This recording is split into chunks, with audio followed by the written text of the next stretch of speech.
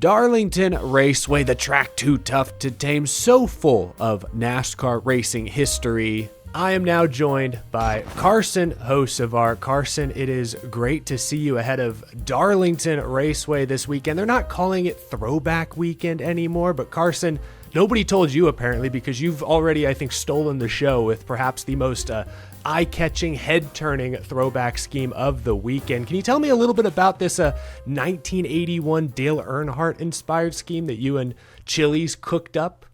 Yeah, I mean, so Chili's, they had the idea basically last year of doing it, and they came to me and they're like, what scheme would you want to run? And instantly, my idea was the Bud 8, like that's my favorite scheme of all time. But Nice. that, and I was like, oh, it's red, it would work out perfect, and they loved this idea. And so they just started working on it and started tweaking it and adjusted it some, and it fit really just because they wanted like the cowboy theme, and then it started to all kind of make sense of like why they wanted yellow and blue, right? Like not their colors. And obviously they go eccentric and all out, just on their schemes and their marketing campaigns and everything. So this was just all their idea. They don't do anything, not full wide open, full effort on everything. And they just enjoy coming up with these ideas themselves. They like to get creative. Yeah, it's bold, and I guess I expect nothing less from you and from Chili's at this point. I also saw you added it looks like you added a new classic car to your collection, your growing collection that seems to match. What can you tell us about that? Yeah, so I mean that was again, that was Chili's idea. Like Wow. they went full wide open on it. They've had this idea for a while, so it was a surprise to me. Um, they kind of just did it, and had the idea of it, and kind of wondered my thoughts on it. But it was this is just them thinking this up, probably 6 to 8 months ago, right? Last year, and doing it and doing, and thinking of everything of like suits and everything. And I obviously buy a lot of fun cars on marketplace. And Yeah.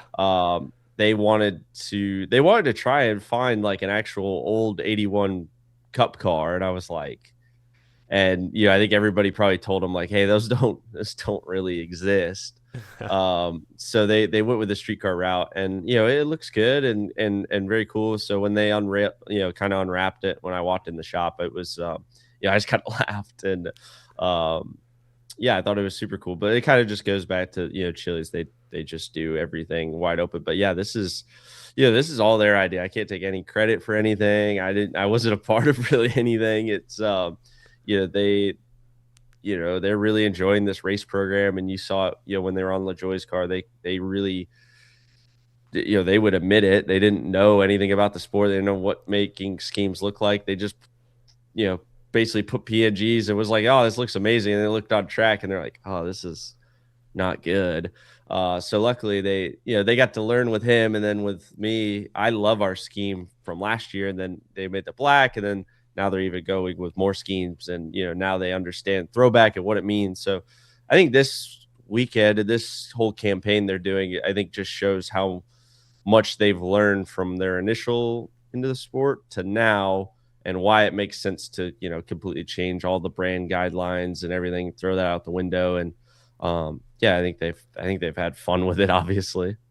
Fans watching at home appreciate that. And I think it's cool that they've been willing to embrace your like eccentricness a little bit. And like you mentioned, they're learning the sport kind of with you. You're a young guy, but you've been a fan of racing your entire life. I know you have a lot of respect for the history, and so I just was wondering, like, where does that stem from? Your fandom, your historical knowledge and respect for the sport. Where does that come from? Because this is the perfect weekend, I feel like, to really lean into and embrace that the way y'all have. Yeah, I mean, I just love NASCAR. I just love racing. I love it all. I just live in with 2000s Cup racing on my TV the whole time. Like I enjoy watching. I enjoy learning about it. I mean, I watched every DVD documentary. The Mm. Dale Juniors back in the day series, the Dale documentaries, the Tony ones, the Case Kane ones. Anything that had NASCAR on a DVD. I bought it and I just watched that on road trips on the little CD player. And, that's just what I watched. So I just enjoyed that. I didn't watch a lot of cartoons. I watched NASCAR documentaries as a kid. So, yeah, I enjoyed it. And luckily I grew up in the years that they had all that. They had all the DVDs, they had the Speed Channel, exclusive, long, mini docs that would be shown on Speed, because eventually they got to fill space Monday through Friday, so they would have stories that would be cool.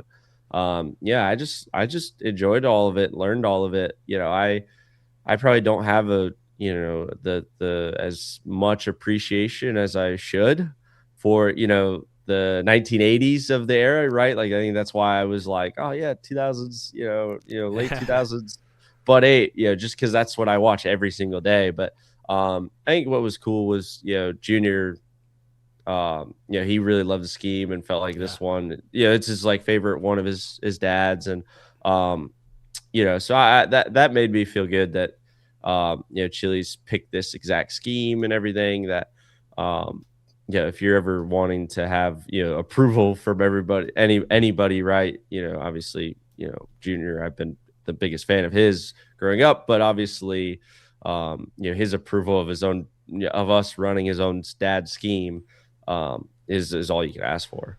Yeah, for sure. I think I saw his quote, or his word was badass, when describing this scheme. So that has to feel pretty good. And it's an interesting choice too, because it's such a great looking scheme, and the old, blue and yellow kind of Wrangler colors are so iconic. But this was from the year, kind of that weird year where I don't think Dale Sr. won a race that year. He like started with Osterland, and by the end of the year was in the 3. It's kind of like a weird transition year from Earnhardt's career, but it's pretty cool to see it brought back to life in 2026. I do have to ask this though, like I think the design looks awesome, and I know you're a passionate racing fan. You mentioned Dale Jr.'s endorsed it, but there are going to be some fans who are like, gosh, another Hocevar Earnhardt comparison. Like, come on, what do you say to fans who maybe feel that way seeing this on track? I mean, I'm gonna be honest here. I don't even really like the comparison. Like I'm like, I mean, like, I appreciate it, obviously, but like, I don't know. Like, I mean, I feel like we've probably should have won a race now. There's a lot of things that have taken us out of contention of those, but I'm like, okay, like, just because I, every now and again run into people, and now I'm running a black car here and there, like, I don't really see it. I mean, we were joking. I was like, I love Corey Day. Like, I'm a big fan of his, but I was like, shit, he's Dale Earnhardt too. He's been running into people and everything. So like, I don't know. Like, it's a good business decision to maybe sell some t-shirts by like, not like being like, yeah, but like, I mean, number one, like, even if I had won everything, like, even if I have 10 cup wins and we had a shot to win the championship last year, like nobody's the next Dale. I mean, I've been sitting here in every interview, I just want to be me. It's a lot easier. Like I don't, I love the paint scheme. I love everything. I'm going to be full transparent. I didn't love the whole, me recreating the photo too much, because I was like, okay, this is like kind of,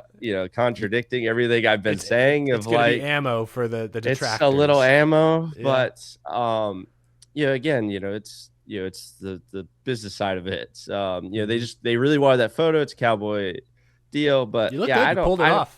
Yeah, I don't like the comparisons. I don't like to, I don't like the expectations of it, because they're, number one, they're unrealistic. Two, like I want to be me, and we're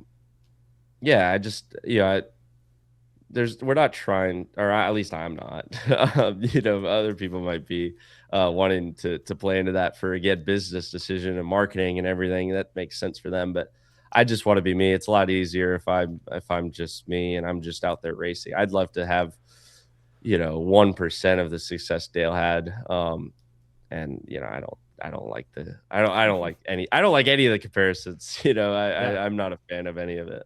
Yeah. Well, I mean, if there's anyone who understood the business and marketing of the sport, it probably was Dale Earnhardt. So I think he would completely understand. And I think so many fans are just, he was such a larger than life figure, one of the great superstars of racing history. It's like everyone wants, everyone wants that next one, but I think, like you kind of said, there is not going to be another Dale Earnhardt. There can be people who share those same traits. We might see another superstar transcend the sport one day like Dale Earnhardt did, but no one's going to fully recreate Dale and who he was. He was super unique. The paint scheme this weekend's an awesome tribute, though, a great homage. I want to ask you a couple specific to Darlington questions, because I keep hearing drivers say, hey, the sim has been sketchy, like with the more horsepower, less downforce. This could be the wildest Darlington race we've seen in years. What is your take on what to expect this Sunday heading into this weekend? I mean, I don't expect us to be any good if our sim is correct. I mean, I just got out of it and we're terrible. So I'm hoping it's wrong. I'm hoping it's very wrong, but yeah, I don't know. I think it's going to be sketchy. But I don't know. I'm hoping, I'm optimistic we're going to be good. It's hard to say. I'm hoping that, we can move around though, and, just be able to just get creative. That's what I'm really looking forward to is, normally when everything drives bad, hopefully you could just be creative and, the least worst handling car is going to win the race basically. Right. I don't think any of us are going to have probably a perfect car. It's just going to be whoever's the least worst basically. So I mean, I'm excited for it. We'll see what happens. I think our car could be good. I was really happy at Phoenix and Vegas. I just kind of just sit here and I'm just like, man, last year we could run up front, get a bunch of stage points, and we find a way to run 35th at the end of it. And this year we're finding a way to run 20th at the end of it. So, between like loose wheels or flat tires or everything so that we've had so far this year, I'm hoping we just get this out of the way at the start, and we go to Darlington and we can, kind of finish where I hope we, kind of, I just want my 12th, or my 7th, or I was just like, dang, and like I just would like to run or like to finish like even just remotely close to where we're running. Like, it could come down, Phoenix, we're in a great spot, start last, drove to 7th, get stage point both stages, and then everybody that kind of vulture raced with the last 10 laps to go, we didn't have any tires left, so we had to put scuffs on it. I lose 10 spots into restart. I'm like, dang it, like tough. I'm all good until 7 to go. So I'm hoping Darlington we could be on the right end of it this time. Yeah, well, you were top 10 at Darlington last summer in the Southern 500, so that's got to be some good momentum. And even with maybe some of the points y'all have left on the table this year, I mean, you're 15th in the standings right now. I know it's tight right through there, but it's been I think a solid start to the season for really all of Spire Motorsports. My last question for you, though, Carson, you're also running the Truck Series race tomorrow night. I know you're planning on a good handful of Truck Series starts this year. I know it's fun. I know racing is just fun. You love to race, but also what are some of the benefits potentially of racing all those truck races, even when the vehicles are pretty different from each other?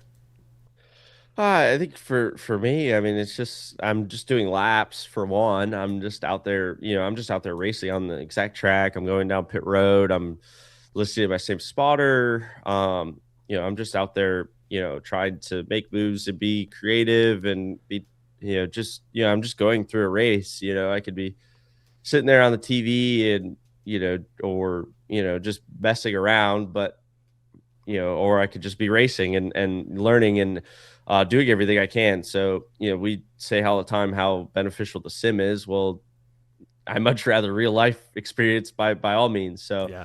I'm one of the most vocal, behind the scenes, I guess, of wanting them to reopen everything and let us race all 3 series. Cause I think I think we'd have we would just race all 3 series, Jeff Dickerson's, my guy, and he was there with Kyle when he would race everything. So, I just love that I get to race the maximum I can, in the trucks that we have. And, I've enjoyed it a lot.